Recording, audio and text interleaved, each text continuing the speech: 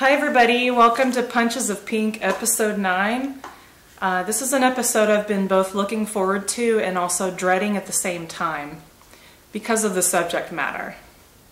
And I wanted to talk a little bit today about loss, healing, creativity through pain, things like that, to share a little bit what's been going on in the last year or so and where I am right now. And I posted this the other day from Spaceballs. It says we're at now, and I think that's kind of the only picture I could think of where I am on all realms of my life right now. My spirit life, my emotions, my physical life. I'm just at now. So last year we got pregnant early in the year and something started going wrong, and as I was headed to a photography convention, I had a feeling I was probably miscarrying, and I didn't have answers while I was at the convention. I was having to silently just kind of be there, be creative, see my friends, and do creative things while I was kind of almost slowly dying inside because I just didn't have answers and I was upset, and I just tried to do the best I could with where I was at that emotional state. And I walked away with it with a lot of really new relationships that I'm grateful for. But at the time, my body was just, it was clearly something was wrong. And by the time I got back from my sonogram to confirm, it was confirmed that I had a loss, and I knew it. And it was heartbreaking for both of us. And I learned a lot through that experience just based upon my own way of working through life's issues, and I lean on God a lot. I try to find a way to move on, to never give up, and so we didn't give up. We kept trying all year, and after we had grieved through losing Teddy, and we named him Teddy, got my tattoo and everything. We grieved through that process, and we just kept trying, and we made it, one of our priorities to be active on. And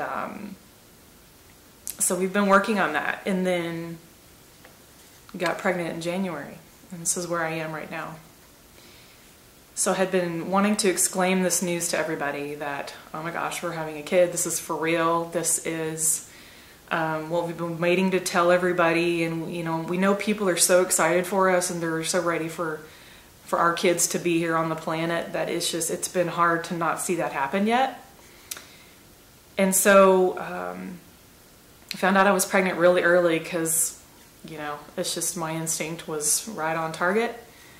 But we went in for our sonogram, and things were not lining up the way they said it should. They said I should have been this amount of weeks, and the baby was only this amount of weeks, and they said there was, no life there and no heartbeat or anything. And so I just couldn't understand what was going on because, barely 6 days earlier, somebody had walked up to us at church and said, God has a gift for you. And I fully believed it because I pointed to my abdomen and I said, yeah, it's right here. It's right there. The gift is there. It's here. And so I couldn't understand. And Zach and I were just like, what? What just happened? Like, we have this life that was beginning and then it just stopped. I mean, we don't know what happened. And I still feel like we're in limbo because my body has not moved through the process of letting go of anything. And I have this weird hope of a miracle, and it's been really hard because I think about what was said to us on Sunday, and I want to grab onto that because I'm just like, if God He's been resurrected, and He is the life, then I was like, let that be for me. I'd love a physical miracle.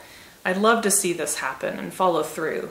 And at the same time, I've got the reports, and I've got the observations that are, it's over, it's over, it's over. And I just feel like I'm in this limbo right now. And it's been really difficult to deal with some things and work through my emotions. So some of the ways I start to work through things when I get news like that is let myself cry and grieve even if nothing has happened yet, and understand that what I expected something to look like did not look like that, and I have to be able to trust that things are going to work out the way that was planned. And so it's just every day since then I've been trying to find ways to keep peace in my heart, keep peace in my mind. I seem to get tested on that a lot when people say really stupid things or give a lot of unsolicited advice when they don't even know me, or they don't know my daily life, and they don't know what I've been trying, and they don't know what I've not been doing or doing to sustain a pregnancy or even prepare myself for pregnancy. So there's a lot of people that didn't have any trouble at all. And then there's people that have 8 or 9 miscarriages, and maybe they don't know what's wrong. My gut feeling was one thing, and I'm hoping, given time, I'll be able to get some information on what some of my gut instincts are. But as far as right now, I still have to wait. And I think it's been really hard to wait. I'm not a patient person. I like answers. Because with answers, I feel like I can move forward, or I can have closure, and I don't have closure right now, and it's really, really, really hard. So some of the things I've been doing to just keep moving forward is remembering that I have assignments still to do here, and being mom would only be one of them. I have assignments that are coming up. I have weddings that are coming up that are part of my journey and part of my passions. And I can't forsake all of that just because of one thing going on that is very personal and deep. And I know that I'm used. God uses me no matter where I am, be it emotionally, whatever. I can be used at any stage. That's what I want to be. I want to be used even when I'm at my lowest low, or if I'm going through something that nobody really understands but me, because I'm here by myself going through it. Because sometimes people just won't know you the way you know you. And I think that's what sometimes hurts the most, is that people say things and they just don't know you. And you have to forgive them over and over and over. So I've also found with going through this, I have so many friends and family that have reached out and supported us. And I'm so grateful for that, because I feel like sometimes people that do have miscarriages are just kind of like not tossed to the side, but a lot of people don't know how to handle it, and they don't really know how to check in on them. And maybe just say, hey, how are you? Are you doing okay? And I noticed a lot of people will come out when somebody deals with something. It could be anything. When you express it on our social media like we have access to, a lot of people will come out and say, hey, that happened to me too, and I'm very sorry for this, or I know where you are, and I've been there. And I think it's important, even if it's just a little note, to say, hey, I'm thinking of you. When people are going through something, even if you don't understand it, or if you've not been through it, keep it simple like that, but don't start pouring unsolicited advice at them, because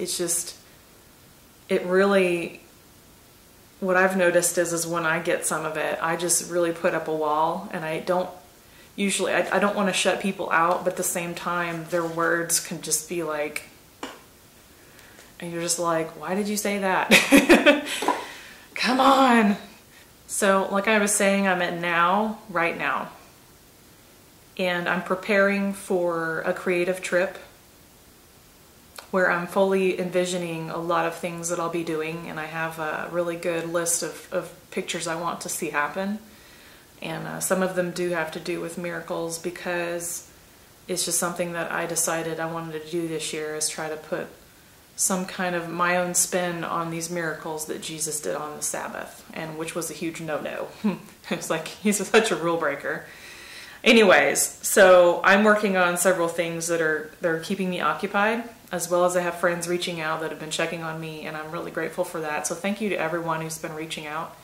And until we have more news, this is where we're at. And I wanted to share that with you today, but I also want you to know that I'm not giving up, and I know what's been promised to me, and I'm waiting on that. And the hardest part really is just going through the emotions and the physical part, because it's just so unknown. And if I had closure, I could easily move on, have a cry, and then jump right back in. But right now we're just hanging in the unknown, and I'm gonna have to be okay with that. One more thing to any ladies or couples or anybody who's dealt with this kind of loss before. I want you to know you aren't alone, and don't shut yourself away from the world just because people may say something stupid, but reach out and tell your story, because there are others like us out there that need to know that we're not alone and that we have some support to help us through. And just remember to not give up at all. Just keep moving forward. Whatever your story is, stop comparing it to somebody else. I made the mistake of doing that with my family. My family had no issues. My mother and father weren't able to have, they were saying they couldn't have kids, and the doctor said nope. And my mother had 2 kids. And then my sister, no problem, 3 kids. So I assumed that under that blanket that I would be okay, but that's not my story. My story is different. And it's important to remember that your story is yours. And if you keep comparing your life, your body, and everything to everybody else, then you're going to miss where your story is. And you're going to miss where your voice comes out. And you're going to miss the things that you're supposed to connect with in this time where you are. So don't be afraid to grieve. Don't be afraid to have the emotions. Don't be afraid to tell your story to even one person.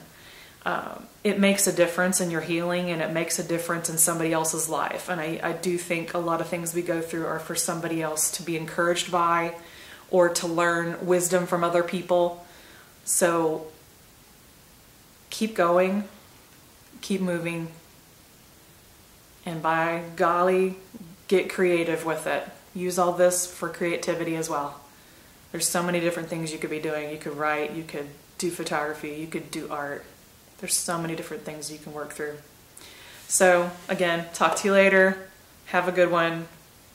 I'll keep you updated. Bye.